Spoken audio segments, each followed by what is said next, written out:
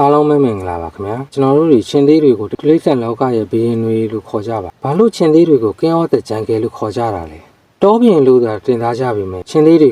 ကတောနဲ့တွေထဲမှာနေကြတာမဟုတ်ပါဘူးမြစိမ့်လင်းပြင်တွေနဲ့ကုန်းမြင့်ချန်ဝမ်းဟင်းလင်းပြင်တွေမှာသာနေထိုင်ကြတာဖြစ်ပါတယ်လူများခေါ်ကြတဲ့တောပြင်ဆိုတဲ့ချင်းသေးတွေရဲ့ဂုံဘုတ်ကိုဘယ်လိုရခဲ့လဲဆိုတာကျွန်တော်တို့နည်းနည်းလောက်လေ့လာကြည့်အောင်ပါချင်းသေးတွေဟာဆင်တွေလောက်လဲညံမကောင်းကြပါဘူးကြားတွေလောက်လဲအကောင်မကြီးကြဘူးချီတာတွေလောက်လဲမမြန်ကြပါဘူးဝုံတွေလောက်လဲမတန်မာကြပါဘူးဒါဆိုဘာလို့တောပြင်လို့ခေါ်ကြရလဲတချို့ကသူတို့ရဲ့ပုံမှန်စံကြောင့်လို့ဆိုပြီးတော့တချို့ကတော့သူတို့ရဲ့ရဲရဲမှုကြောင့်လို့ဆိုကြပါတယ်ဘယ်သူတွေဘယ်လိုပဲယူဆနေပါလေကျွန်တော်ကတော့ချင်းသေးတွေကိုသူတို့ရဲ့ပြုမှုနေထိုင်မှုနဲ့ဘဝဖြတ်သန်းမှုတွေကြောင့်လို့ထင်မိပါတယ်ချင်းသေးတွေရဲ့နေထိုင်မှုပုံစံကတခြားတိရစ္ဆာန်တွေနဲ့မတူကွဲပြားပါတယ်ဘဝဖြတ်သန်းပုံတွေကလည်းအရန်ကိုခက်ခဲချမ်းတမ်းလာပါတယ်အခုကျွန်တော်ချင်းသေးတွေဘဝဖြတ်တန်းရပုံကိုအဆင့်ဆင့်ပြောသွားပေးချင်ပါတယ်။နံပါတ်1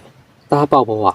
ပြန်မြန်အပြင်ချင်းသေးအကောင်ပေါက်10ကောင်မှာ10ကောင်လောက်ကအရွယ်မရောက်ခင်မှာပဲတည်ဆုံးခဲ့ကြပါတယ်။အကြောင်းကတော့ယောဂအစားအစာနဲ့အများဆုံးကတော့ချင်းသေးချင်းတက်ဖြတ်ခြင်းတွေကိုခံရလို့ပါ။ဒါကဝမ်းနည်းစရာကောင်းနေဆိုပေမဲ့သူတို့လောကရဲ့ထုံးစံတစ်ခုလိုဖြစ်နေတာ။ချင်းသေးတွေကအုပ်စုပွဲနေထိုင်ကြတယ်ဆိုတော့အားလုံးသိကြပါတယ်။အထီးတစ်ကောင်သို့မဟုတ်4ကောင်နဲ့အမ2ကောင်ကနေ30အထိပါဝင်တဲ့ချင်းသေးအုပ်စုကို pride လို့ခေါ်ပါတယ်။အုပ်စုတွေအမဲလိုက်ပေးတဲ့အလုပ်ကိုအမားတွေကတာဝန်ယူကြပြီးနေမီကာကွယ်ခြင်းနဲ့ရန်သူကာကွယ်ခြင်းတွေကိုတော့အထီးတွေအတာဝန်ယူကြပါတယ်။ထူးဆန်းတာကချင်းသေးအမားတွေဟာတပြိုင်နက်တည်းဟိလာကြတာပါ။သားပေါက်ရင်လည်းတပြိုင်နက်တည်းပေါက်ကြတာပါ။သူကလေးကိုကလေးမခွဲကြပဲဝိုင်းဝန်းဆောင်ရှောက်ကြပြီးအတူကာကွယ်ပေးတတ်ကြပါတယ်။ဒီလိုအချိန်မှာအခြားသင်္ကွဲ correlation တစ်ခုကလက်ရှိကောင်းဆောင်ချင်းသေးကိုနမ်းချပြီးအုပ်စုကိုစတင်အုပ်ချုပ်လိုက်တာနဲ့တပြိုင်နက်တည်းအုပ်စုတွေကသူတို့ရဲ့သွေးသားမဟုတ်တဲ့ချင်းသေးပေါက်ကလေးတွေကိုတကောင်မကြံအကုန်လုံးတက်ပြေကြတော့တာပါပဲဒါကလည်းအမားတွေသားစိတ်ပြောက်ပြီးယာယီစဝန်းပြန်စားကမြန်သူတို့ရဲ့မျိုးဆက်ကိုချနိုင်ဖို့ဖြစ်ပါတယ်ဒီဖြစ်စဉ်တွေကြောင့်ချင်းသေးပေါက်တွေဟာအရွယ်ရောက်လာဖို့ဆိုတာအရန်ကိုခက်ခဲရတာပ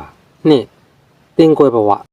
ဒီဖြစ်စဉ်ကကံကောင်းလို့အရွယ်ရောက်လာခဲ့ရင်တောင်ချင်းသေးအထီးလေးတွေအတွက်အသက်တစ်နှစ်ခွဲရတဲ့2နှစ်လောက်မှာဒီဖြစ်စဉ်တွေကိုဖြစ်ကြပါတယ်အမပေါက်ကလေးတွေကအရွယ်ရောက်လာရင်အဖွက်နဲ့ဆက်နေလို့ရတယ်ဆိုပေမဲ့အထီးတွေကတော့အသက်2နှစ်လောက်ရောက်လာချိန်မှာလေဆန်နေစပေါက်လာပြီးအကောင်ထွားလာတာနဲ့အမျှအဖွက်ရတဲ့နှင်ထုတ်ဖို့အချိန်ကပိုပြီးနီးကပ်လာပါတော့တယ်အကြောင်းကတော့အမျိုးချင်းချင်းမိလိုက်တာတွေကိုတားဆီးဖို့ရေအစားအသောက်တွေမျှဝေပေးရတာကြောင့်လည်းပါပါတယ်ဒါကြောင့်အုပ်စုတွေကချင်းသေးအထီးပေါက်ကလေးတွေအကုန်လုံးနှင်ထုတ်ခံရပြီးခက်ခဲကြမ်းတမ်းလာတဲ့ဘဝတွေကိုတကောင်နဲ့သို့မဟုတ်ညီကိုဝမ်းခွဲတွေနဲ့အတူထွက်သွားရတာပဲဖြစ်ပါတယ်အမားလေးရှာကျွေးတာကိုအေးဆေးဆေးစားခဲ့ရတဲ့မင်းသားလေးတွေဘဝကနေချက်ချင်းပဲကိုချရောက်ပေါ်ကိုရက်ပြီးတော့အရာရာဟာစိန်ခေါ်မှုတွေပြည့်နေနေတဲ့တောထဲကိုထွက်သွားရတာပဲဖြစ်ပါတယ်တချို့ဆိုရင်လောကရန်ကိုကြမ်းကြမ်းခံရင်သူတို့ရဲ့၄နှစ်မြောက်မွေးနေ့တောင်မရောက်နိုင်ခဲ့ကြတာပိုများပါတယ်ဒီတန်တွေကိုအန်တုပြီးညီကိုဝမ်းခွဲတွေနဲ့ပဲဖြစ်စေတခြားသင်္ကွဲချင်းတွေအထီးတွေနဲ့ပဲဖြစ်စေမိတ်ဖွဲ့ပြီး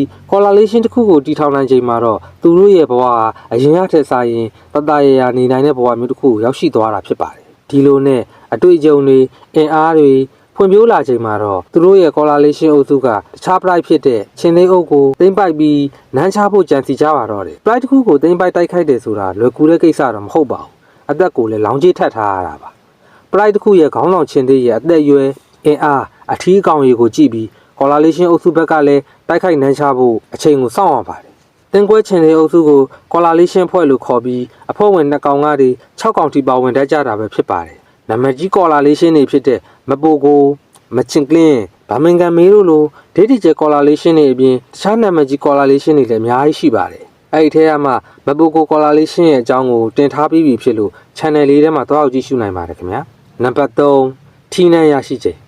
correlation ဖွဲ့တွေနဲ့အုပ်စုတစ်ခုရဲ့ခေါင်းဆောင်ချင်းသေးတို့အကြီးအကျယ်အာနာလူပွဲကြီးဖြစ်ပွားပြီးအုပ်စုရဲ့ဘရင်ကိုနမ်းချနိုင်ပြီဆိုရင်တော့ချက်ချင်းပဲအုပ်စုကိုထိန်းချုပ်ပြီး၎င်းတို့ရဲ့ပိုင်တဲ့ကိုတောက်လျှောက်ကင်းလဲကစီးချပါတော့တယ်ထိုးအုပ်စုထဲမှာရှိနေတဲ့ချင်းသေးအကောင်ပေါက်လေးတွေကိုလည်းတခါတည်းအကုန်တက်ပစ်ပါတော့တယ်အမားတွေနဲ့မိတ်လိုက်ဖို့ကြိုးစားပြီးထီနန်းကိုအနိုင်ရရှိသူချင်းသေးညီကိုတွေနဲ့အတူစတင်အုပ်ချုပ်ပါတော့တယ်ကိုနယ်မီကိုအခြားဘယ်ချင်းသေးကမှကျူးကျော်လာတာအမဲလိုက်တာမျိုးတွေကိုလုံးဝခွင့်မပြုပါဘူးမောင်းထုတ်တာဖြစ်စေကြိုက်တက်တာဖြစ်စေလုပ်တတ်ကြပါတယ်နမ်းချခံလိုက်ရတဲ့ချင်းသေးကတော့တေတာဖြစ်စေထွက်ပြေးနိုင်ခဲ့ရင်လည်းသင်္ကွဲလေလွင်ချင်းသေးတစ်ကောင်ဖြစ်သွားပါတော့တယ်အဲ့ဒီနောက်ဒဏ်ရာကြောင့်ရဲ့အစာငတ်မှုတွေကြောင့်ရဲ့သေဆုံးရတာကပိုများပါတယ်ချင်းသေးတွေကသူတို့ရဲ့ပိုင်နဲ့ကိုသူတို့ရဲ့စီးတွေမစင်တွေနဲ့ခြေဘွားထုတ်တဲ့ gland စီတစ်မျိုးနဲ့လည်းတတ်မှတ်ထားလေးရှိပါတယ်ဒီပိုင်နဲ့ဟာသူတို့ပိုင်နဲ့ဖြစ်ကြောင်းဟိဟောက်တန်တွေနဲ့လည်းအချက်ပြလေးရှိပါတယ် သူတို့ရဲ့ဟင်းဟောက်တန်ကို6မိုင်လောက်ကနေထိတောင်ကြားနိုင်ပါတယ်ချင်းသေးတစ်ကောင်ရဲ့ဟင်းဟောက်တန်ကအဲ့ဒီချင်းသေးရဲ့အင်အားနဲ့ရင်းရင်းမှုကိုပြသနေတာဖြစ်ပြီးလေကံမွေးတွေကလည်းဒီချင်းသေးတစ်ကောင်ရဲ့ခွန်အားနဲ့ဘလောက်ကြမ်းကြမ်းတမ်းတမ်းတိုက်ခိုက်နိုင်နေဆိုတာကိုပြနေတဲ့ပြရုပ်တစ်ခုပဲဖြစ်ပါတယ်အများသောအားဖြင့်ချင်းသေးပလိုက်တစ်ခုရဲ့ပိုင်းနဲ့အကျယ်ဝန်းဟာ ADS 3မိုင်15မိုင်ကနေ150မိုင်လောက်ထိကျယ်ဝန်းထက်ကြတာဖြစ်ပါတယ်ဒီအထက်ကမှမဘိုကိုကော်လာလေးရှင်းအုပ်စုရဲ့ပိုင်းနဲ့ဟာတော့ကီလိုမီတာ19000ထိတောင်ကျယ်ဝန်းခဲ့တာဖြစ်ပါတယ်ဒီကျယ်ဝန်းဟာအန်ဝန်းရလောက်တဲ့ဆိုပေမဲ့မစ္စတာတီလိုစိတ်တစားဆန်ဆန်မိုက်တဲ့ကောင်မကူလူလိုဟစ်ကြီးဟန်ကြီးနိုင်ပြီးဆောင်ရမ်းချမ်းတဲ့ကောင်ကင်ကီတေးလိုဂန်စတာလိုကောင်ပရီတီဘွိုင်းလိုရှေ့ကဘာလို့နောက်ကပါပြီးသားဆိုတဲ့ကောင်ရော့စတာစကားရိုလိုချနေရမှာနေသာထိုင်သာရှိတယ်ဆိုတဲ့ကောင်လေးနဲ့ဖွဲ့စည်းထားတဲ့ကော်လာလေးရှင်းတစ်ခုဖြစ်တာမို့ရောက်တဲ့နေရာငါတို့ပိုင်နေဆိုပြီးထင်တိုင်းကျဲကြကြလို့လဲမဘိုကိုရဲ့တမိုင်းမှာဒီလိုဧရိယာမျိုးကိုပိုင်ဆိုင်ခဲ့တယ်ဆိုတာစမ်းတော့မစမ်းပါဘူးဒါကြောင့်ချင်းသေးထီးတွေဟာနန်းရပြီးချိန်ကစပြီးအုပ်စုရဲ့လုံခြုံရေးနာမည်စိုးမိုးရေးကိုအဓိကထားပြီးကာကွယ်လေးရှိကြတာပဲဖြစ်ပါတယ်နံပါတ်၄နေဝင်ချိန်ဘာကောင်ကြီးပဲဖြစ်နေပါစေတနေ့တော့နေဝင်ချိန်ဆိုတာရောက်ရှိလာကြမှာပဲဖြစ်ပါတယ်ဒီလိုပဲချင်းသေးတွေလည်းအတူတူပါပဲတစ်ချိန်ကလက်ယုံကြီးနှလုံးကြီးတွေနဲ့ဘလောက်ပဲပြည့်စုံနေပါစေအသက်ရဲ့အကြောင်းဖြစ်စေအင်အားမတူလို့ဖြစ်စေစိတ်ဝမ်းကွဲလို့ဖြစ်စေသူတို့ရဲ့အသက်နဲ့ရင်ပြီးထူထောင်ထားရတဲ့ pride ကိုထားသွားရတာကြည့်ပါပဲအသက်ရွယ်ကြီးရင်လို့တည်ဆုံးရတယ်ဆိုတာရှိပေမဲ့ဒီဖြစ်စဉ်ကအယမ်းကိုနည်းပါတယ်အများဆုံးကတော့အရွယ်ကောင်းချင်းသေးကော်လာလေးရှင်းအဖွဲ့တွေရဲ့နန်းချလူရဲ့တက်ဖြတ်ခြင်းကိုခံရတာကပိုများပါတယ်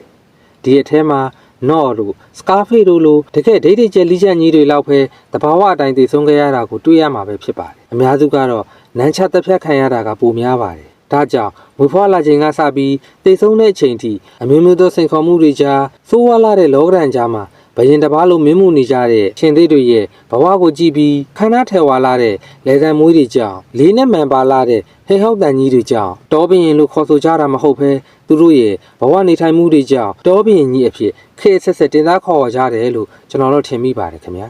အဆုံးထိကြည့်ပြီးလို့ကျေးဇူးတင်ပါတယ်ခင်ဗျာ